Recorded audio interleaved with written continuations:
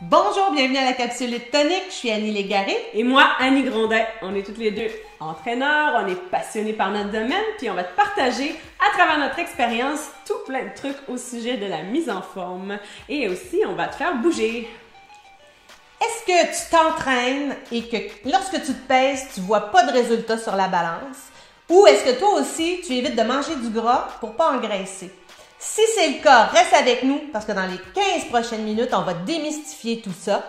Et à la fin, on va te présenter un circuit d'entraînement. Le premier mythe qu'on va démystifier, c'est la perte de gras localisée. Et là, je te pose une question parce que je me fais poser souvent ce genre de questions par des clients qui voudraient, par exemple, perdre un peu de gras au ventre puis qui vont me demander « Annie, j'ai du gras au ventre, quel exercice d'abdos je devrais faire pour perdre mon bourrelet? » Qu'est-ce que tu répondrais à ces gens-là? Malheureusement, c'est pas comme ça que ça fonctionne. On peut pas perdre du poids de façon localisée. Ça va? Donc, il faut savoir qu'on peut pas transformer le gras en muscle. Le muscle est sous la couche adipeuse. Donc, si je te prescris des exercices pour muscler tes abdominaux, effectivement, tu vas avoir des abdos plus forts, possiblement un peu mieux découpés, mais s'il y a une bonne couche de lard par-dessus, mais tu verras pas ton six-pack, tu verras pas tes abdominaux, donc ça changera absolument rien à ta silhouette. Ça va? Donc, ça te prend un bon programme complet de cardio, de musculaire, ça te prend de la constance, de la persévérance et bien sûr, il faut que tu jumelles ça avec une alimentation qui est équilibrée. Donc, c'est ça la recette secrète. Donc, non, on ne peut pas perdre du poids de façon localisée. Du gras, il y en a partout. Et donc, en s'entraînant convenablement et en mangeant bien, tu vas perdre du poids partout. Et ta silhouette va s'affiner de cette façon-là. On enchaîne avec un deuxième mythe. Annie, j'ai entendu dire que la meilleure façon pour perdre du poids, c'est de s'entraîner au niveau cardiovasculaire sur une longue période. Quand je parle d'entraînement cardiovasculaire, je parle d'elliptique, de vélo, de jogging, mais sur une longue période. Qu'est-ce que tu en penses? Ben, c'est bien de faire de l'entraînement cardiovasculaire. C'est bon pour la santé de faire du cardio. C'est bon aussi pour la perte de poids. Mais est-ce qu'en faire longtemps à un même rythme est la meilleure façon? Je ne pense pas. En fait, si tu es capable de soutenir un entraînement pendant toute une heure, exemple un jogging ou ce que tu viens de donner comme exemple en cardiovasculaire, je me dis que c'est peut-être pas très intense. En effet. Alors, je vais te proposer une façon de t'entraîner qui est beaucoup plus efficace, qui aussi va impliquer le cardiovasculaire. Cette façon de s'entraîner, tu vas la faire sur une courte durée. Elle va augmenter ton métabolisme. Elle va aussi diminuer ton stress, ton hormone de stress. Elle va augmenter ta masse musculaire et va te faire dépenser des calories rapidement, mais non seulement rapidement. Va te faire dépenser des calories post-combustion, c'est-à-dire qu'après la fin de la séquence, la séance d'entraînement est terminée, pendant 24 heures, tu continues à brûler des calories. Ouais. Au repos. Seulement assis sur ton fauteuil chez toi. Mais c'est quoi cette façon de s'entraîner? En fait, c'est le HIIT. C'est la haute intensité, High Intensity Interval Training. Mais là, il faut monter un petit peu l'intensité. Il faut que tu sois prêt à suer quand tu veux faire du HIIT. Mais ce qui est intéressant, c'est que c'est plus court. Donc, on va s'entraîner de façon plus intense sur une courte durée et le HIIT peut se pratiquer n'importe où, peut se faire aussi à la maison, ce qui est vraiment intéressant. Donc, il faut faire attention si tu es un débutant parce que certains proposent des entraînements en HIIT très intense. Il faut simplement choisir ton niveau d'intensité, mais tout le monde peut pratiquer le HIIT. Prochain mythe. Est-ce que c'est vrai que la balance est le meilleur outil pour mesurer la perte de poids? La balance n'est pas le meilleur outil pour mesurer la perte de poids. Et je tiens à dire par expérience que beaucoup trop de gens focusent sur le chiffre, sur la balance et se rendent malheureux et se découragent dans leur processus de perte de poids. Donc, pour monsieur, madame, tout le monde à la maison, un outil qui serait plus juste à utiliser, plus convenable, je proposerais le galon à mesurer tout simplement. Donc, c'est un outil qui est accessible, très facile à utiliser. On prend ses mensurations. Donc, je prends mon tour de poitrine, mon tour de taille dans le plus mince, mon tour de hanche dans le plus charnu, tour d'un bras, tour de la cuisse. Et à chaque mois, je pourrais reprendre mes mensurations. Il faut savoir une chose très importante, quand je m'entraîne, je vais diminuer ma masse graisseuse et je vais augmenter ma masse maigre. Ma masse maigre, c'est quoi? Ben, c'est du muscle. Donc, le muscle est pesant et c'est tout à fait normal. Donc, lorsque j'embarque sur la balance, le poids soit ne bougera pas ou peut-être même va avoir augmenté. Donc, c'est une raison pourquoi la balance n'est pas le meilleur outil. C'est très positif d'augmenter sa masse maigre, donc d'augmenter son muscle, le volume de son muscle, parce que ça va me permettre d'augmenter mon métabolisme de base. Et le métabolisme de base, c'est quoi? C'est le nombre de calories que je vais utiliser au repos, que mon corps va utiliser au repos. Donc, c'est très positif. Si je suis au repos et que mon corps utilise plus de calories, je vais perdre du poids. Tu vas atteindre tes résultats plus rapidement. Oui. Puis il ne faut pas avoir peur, une silhouette musclée est souvent synonyme d'une silhouette plus découpée, plus affinée. Tout à fait. Un quatrième mythe maintenant qui dit que pour être en forme, il faut aller au gym. Est-ce que tu t'entraînes au gym, toi? Ça fait plus de 5 ans que je ne m'entraîne pas au gym. Je m'entraîne à la maison. Ça peut peut-être te surprendre, mais... Vraiment? Et est-ce que tu as des résultats qui sont intéressants quand même? Ben, je pense que je suis assez au top de ma forme. Je m'entraîne. Ça dépend du programme que tu fais. Puis honnêtement, j'utilise pas tout plein d'équipements. Hein. J'utilise presque pas d'équipements. Mais la face, c'est que je peux choisir le moment de la journée auquel je m'entraîne sans contrainte de temps. Les gens sont de plus en plus pressés, puis tu sais ce que je veux dire. On a de la difficulté à mettre dans notre horaire le fait de préparer, le fait d'affronter le trafic, que ce soit déneiger la voiture ou toutes sortes de... Il y a toujours des causes, des choses qui font que ça va être beaucoup plus long. On sauve du temps. Et, soyons honnêtes, l'endroit où tu t'entraînes, le superbe équipement sophistiqué que tu utilises ou le merveilleux legging sexy que tu peux porter, c'est pas ça qui va te décider ou déterminer ton résultat. Le résultat, c'est l'implication que tu y mets.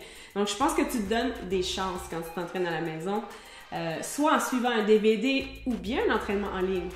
Les entraînements en ligne sont très populaires de nos jours, puis souvent, en 30 minutes, tout est terminé. Suffit de te créer un endroit dans la maison qui sera ton petit coin à toi, une ambiance, avec ou sans équipement, mais tu as besoin de très peu d'équipement pour avoir les mêmes résultats. Ah oui. Je pense que l'excuse doit tomber maintenant. Plus personne n'a l'excuse de dire « j'ai pas le temps d'aller au gym ». Tu as le temps de t'entraîner, c'est certain. Trouve un petit 30 minutes par jour. On continue avec les mythes, puis il y en a un qui me dérange particulièrement. Il y a une phrase que j'entends souvent et c'est « toi, tu peux manger tout ce que tu veux parce que tu t'entraînes ».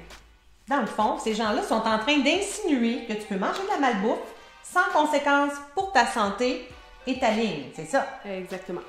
Je vais t'avouer qu'il va m'arriver de manger peut-être un repas par semaine, un repas de tricherie. Ça va m'arriver, mais la plupart du temps, je mange bien parce que j'ai besoin tellement d'énergie pour mes entraînements, pour récupérer mes entraînements.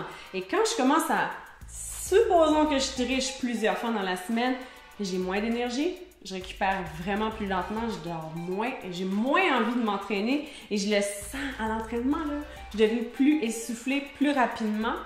Donc vraiment, c'est pas la façon, si tu veux t'entraîner, c'est mieux de mieux manger.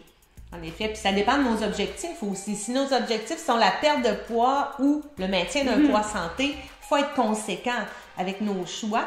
Donc, une bonne alimentation va te donner, comme tu disais tout à l'heure, l'énergie nécessaire pour t'entraîner, faire des entraînements efficaces. Aucun entraînement aussi intense puisse-t-il être ne va combattre une mauvaise diète. Si ton principalement est de manger, on va dire, gras ou malbouffe, tu peux t'entraîner tant que tu veux, mais si ton objectif est la perte de poids, ça ne va pas fonctionner en fait.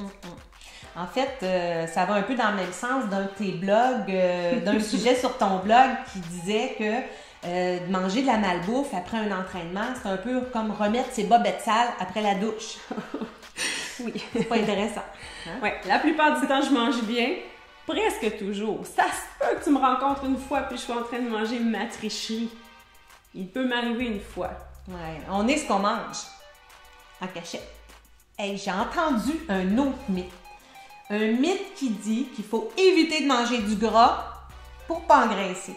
Qu'est-ce que t'en penses? En fait, je dirais que si on choisit les bons gras, on peut même perdre du gras en mangeant du gras. Souvent, le grand coupable, la prise de poids, est beaucoup plus le sucre que le gras.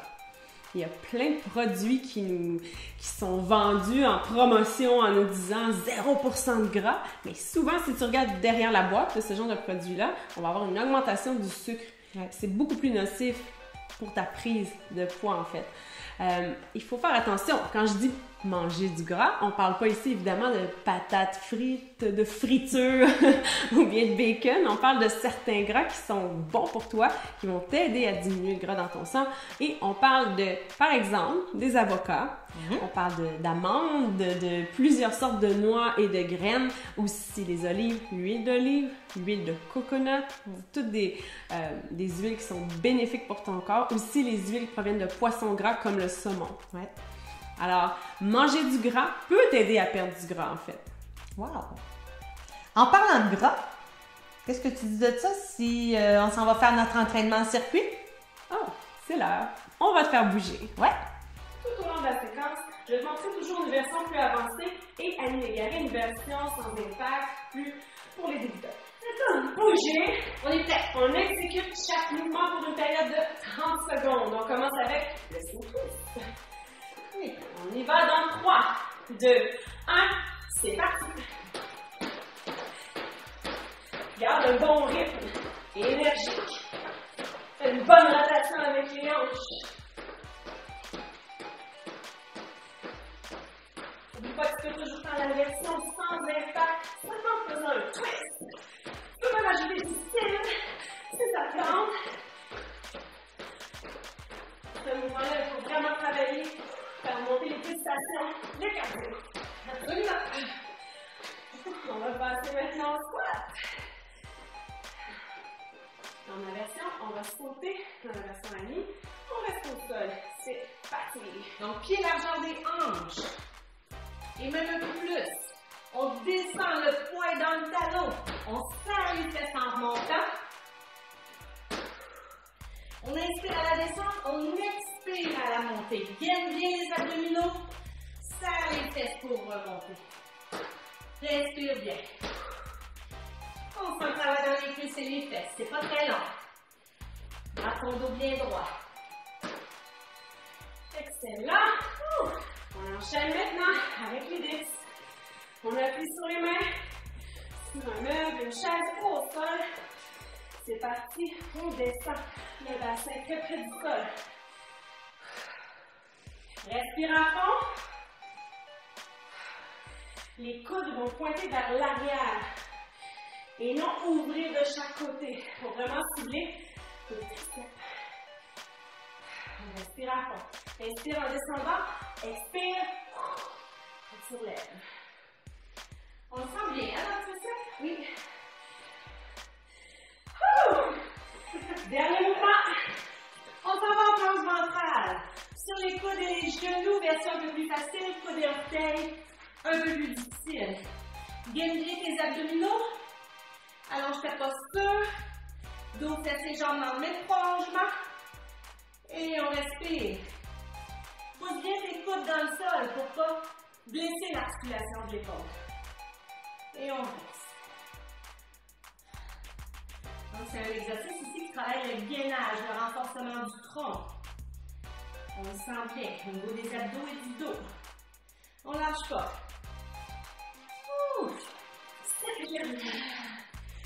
Wow! Bravo d'avoir fait ce circuit-là avec nous. Donc, on propose de faire ce circuit-là 2 fois si tu es de niveau débutant. Et au fur et à mesure que tu prendras de l'expérience, tu pourrais facilement faire ce circuit-là 4 à 5 fois pour un entraînement complet. Hey, c'était tout qu'un entraînement, ça. J'espère que tu as apprécié. Je te mets au défi de refaire cet entraînement-là au moins une fois cette semaine à la maison. Si tu veux continuer à briser certains mythes, la meilleure façon, c'est d'avoir la bonne information. Donc, tu peux te renseigner auprès de professionnels, comme par exemple les entraîneurs ou les spécialistes en nutrition. Tu peux aussi prendre ton information sur des blogs. Et je t'invite à nous visiter sur notre blog hittonic.com, hiittonic.com. On te souhaite une belle semaine. Merci beaucoup d'avoir été là et on se revoit pour notre prochaine capsule de Hit Tonic. À la semaine prochaine!